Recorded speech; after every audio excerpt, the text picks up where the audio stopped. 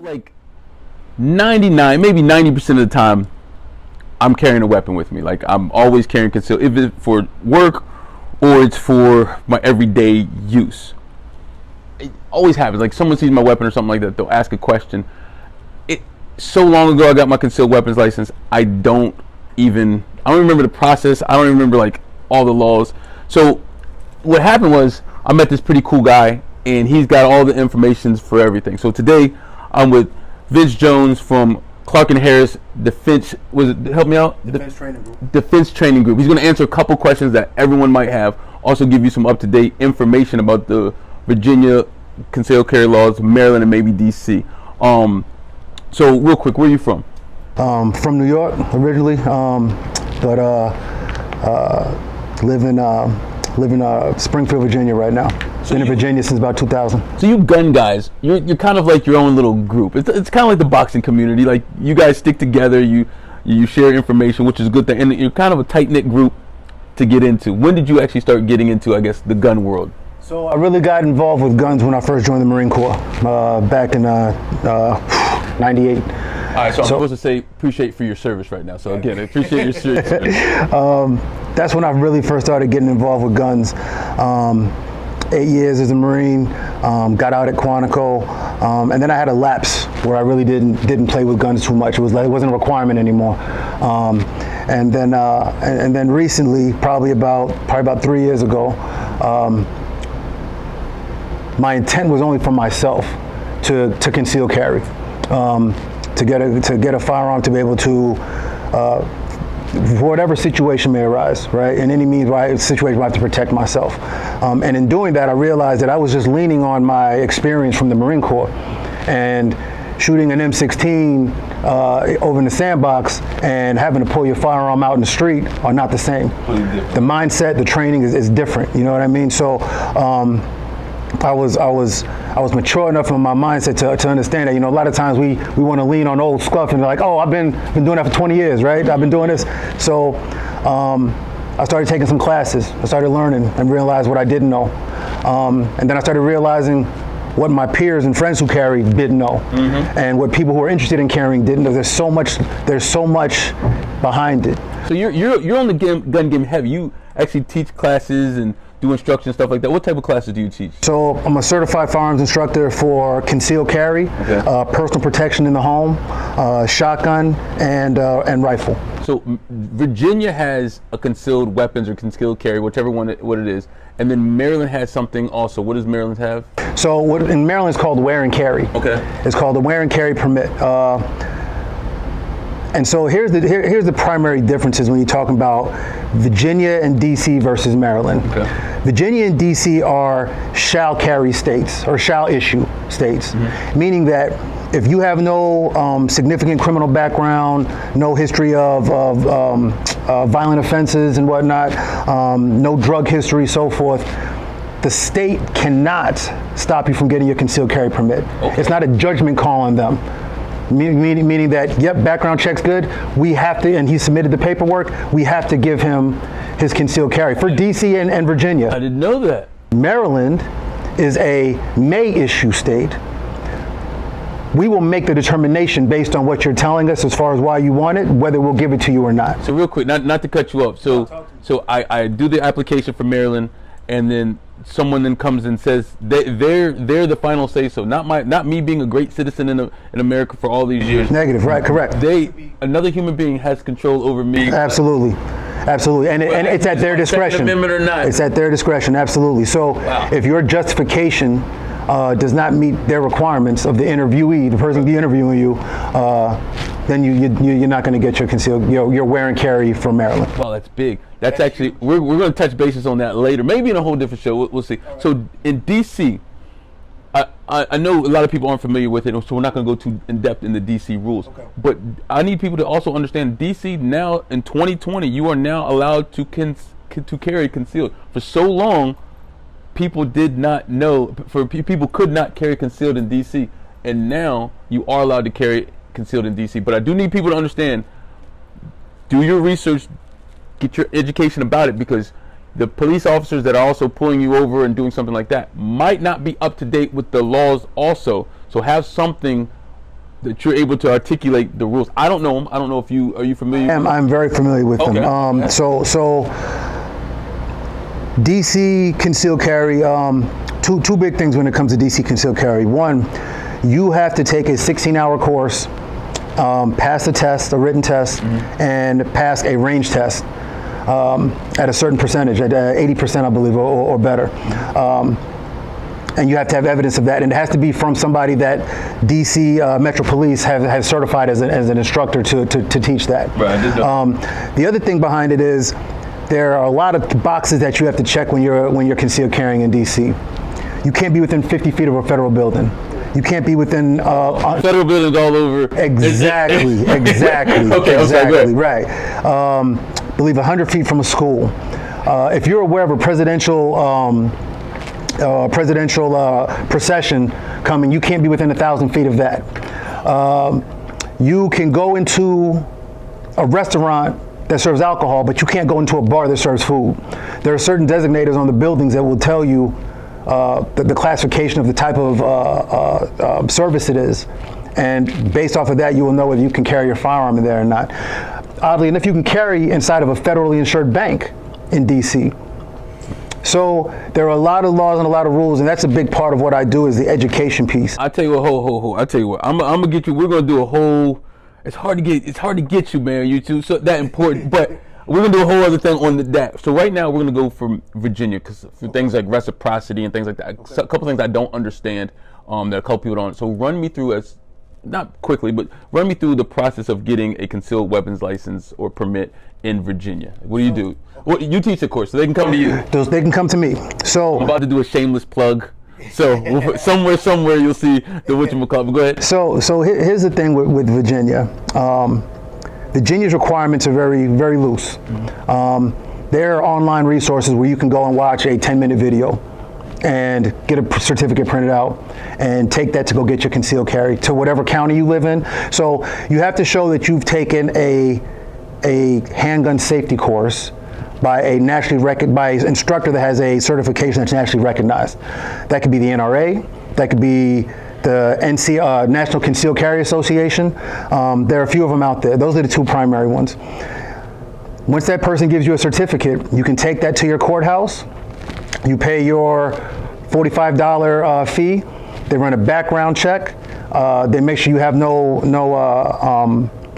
nothing in your background as far as criminal background that would affect you or restrict you from carrying. And in about 45 to 90 days, you will get your concealed carry permit in the mail. So, however, and this is something I it's one thing to meet the minimum requirement and then get your firearm. But there's a lot lacking in the training requirements for DC. So I'm for Virginia. I'm going to stop. I'm sorry, for Virginia. And we're going to get right back into it. But this is the reason why. I remember now. I've been working with weapons so long.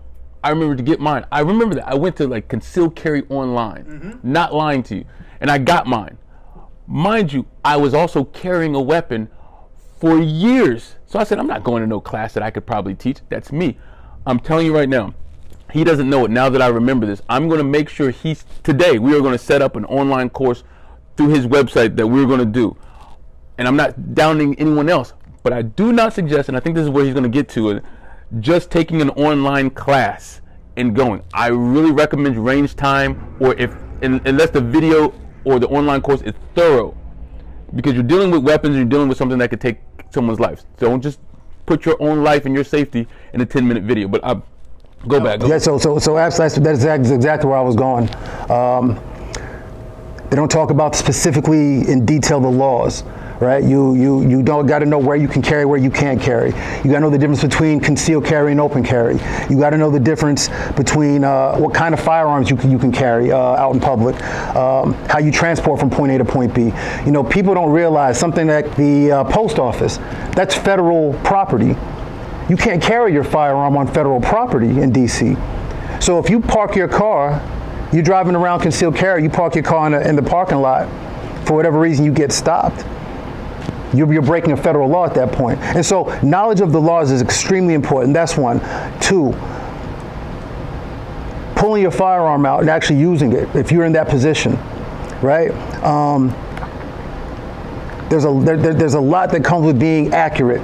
And if, God forbid, realizing this is your last option and you have to pull your firearm and you have to use it, hitting your target, stopping the threat, mitigating the threat. What kind of rounds do you need to have in public? The type of rounds I use at the range, the type of rounds I have when I'm concealed carrying are not the same. So as you see, that everything he just said there was not in my online class. All my online class did was said, keep your finger off the trigger, don't point at anything you don't want to shoot. Right, which is good. Don't get me wrong. I do like the fact that there are ways to get your firearm. But what I don't like the fact is they don't go into depths of the thing that you said. Some of those things that you just mentioned, I also forget on my everyday life of still carrying a weapon. Like those things are to me, they're mandatory for you to know. That's why I do suggest, and I'm not just giving my man a plug, but if you don't take his class, take some class. Take something that's going to educate you, because my children are out here, other people are out here, and I want everyone to be as safe as possible. All right. So help me out here. So reciprocity means what? So meaning, if I get my concealed, I got it. I took your class. I went to the range. I'm excited. I got 45 days later, I got my concealed weapons license. So reciprocity is basically the concept of it's state to state agreements that say if you have a concealed carry permit in state A, you can take it to you can have those same concealed carry privileges in state B. And I don't need concealed weapons permit for that state? That state. So for instance, in Virginia has reciprocity for 35 different states. Jeez. You basically take out the whole West Coast and take out the whole northeastern sector of the country, and a couple around the Great Lakes. Everything else is gold. So we can go to Florida and Georgia. I'm not. I'd have to check with because it's 35 of them, but 35 for Virginia, 23 for DC, and 24 for Maryland. But check this out. It doesn't necessarily go both ways. Just because state A says you can carry over here doesn't mean you can do the same in the other. So for instance, if you have your Maryland wear and carry, you are good to go to Virginia. If you have a Virginia concealed carry, you are not good to go in Maryland. Okay, that was my next question. It is not, well, I shake your hand, you scratch your back, you scratch mine. And that's why I tell people it's so important to take these classes. You will not learn that in a regular online class. You just won't. Now, Florida and Utah, they consider the golden ticket concealed carry permit. Right, I got my Utah for that reason. Right, because you carry in almost 40 plus states with Utah and Florida as well. And you don't have to be a resident. There are also some states that you can carry, they have a reciprocity agreement, but it's with restrictions. So you have to know state by state what it is. Again, I'm plugging them free, but U.S. Concealed Carry Association, they basically have a map. Click on your map, it will tell you reciprocity, it will tell you how many concealed carry owners are in that state, it will tell you how many instructors are in that state, it will tell you what state you can go to, it will tell you which states have restrictions, what those are. It gives you the whole nine. So I got one more question at the end, but for right now, is there anything that you think I need to know, or the common person trying to carry a firearm or getting a concealed weapons license should know? And I know it's vast. I know it's the wide range. It's a lot. I would start with one of the laws, protecting yourself. You're carrying a firearm to protect yourself, but you have to know how to protect yourself, right? So the laws are a big deal.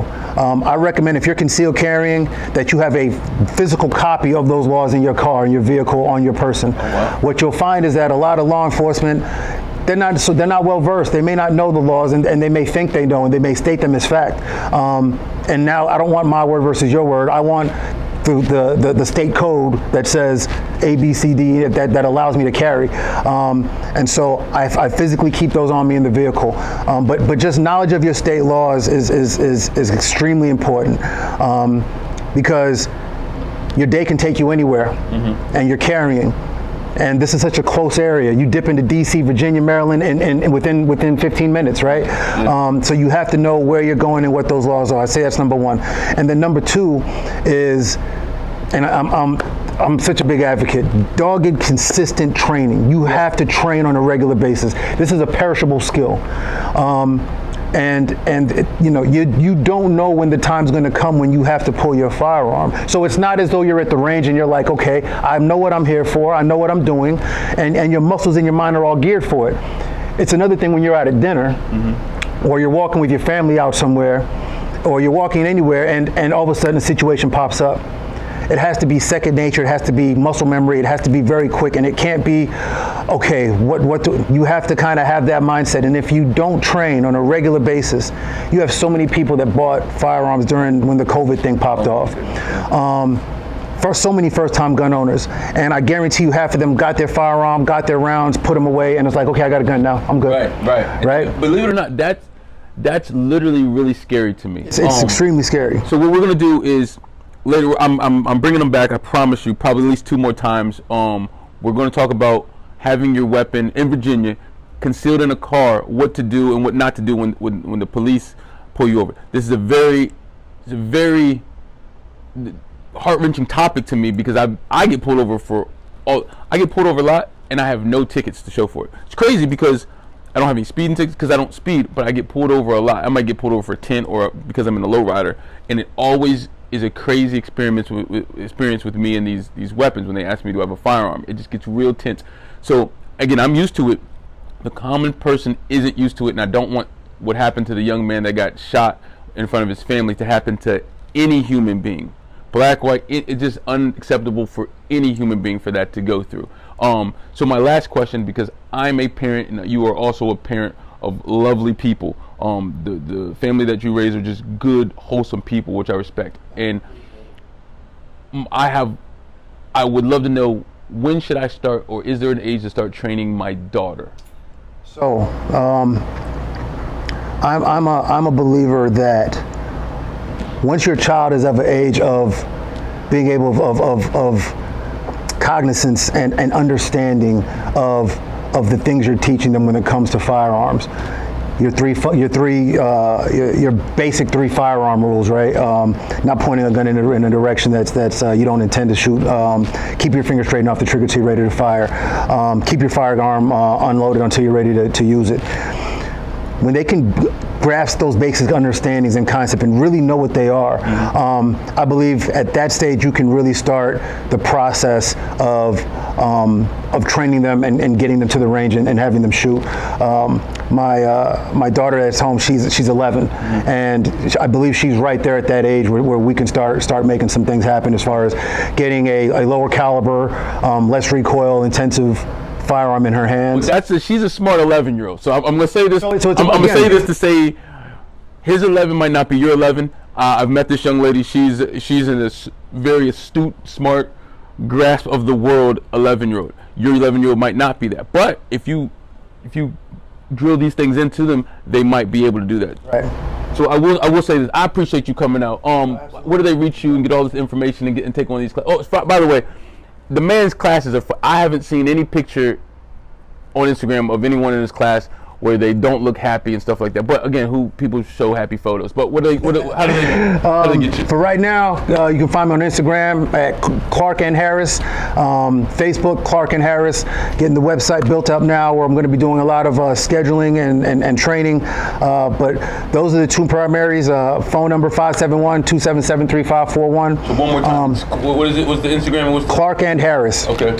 Sounds the way you spelled the way you sound it. Clark and Harris, all one word. At Clark and Harris, same thing on Facebook. Follow me, DM me, ask me questions. It's free to ask a question, right? And we can get you down that path to be able to protect yourself and protect your family. Well, I appreciate you coming out. That's for y'all to cross that bridge over into Maryland. I do appreciate it, man. Thanks for watching. You can subscribe and all that other good stuff I'm supposed to say at the link at the bottom. But if you do, you do. You don't, you don't. It's Tiajuana Jack.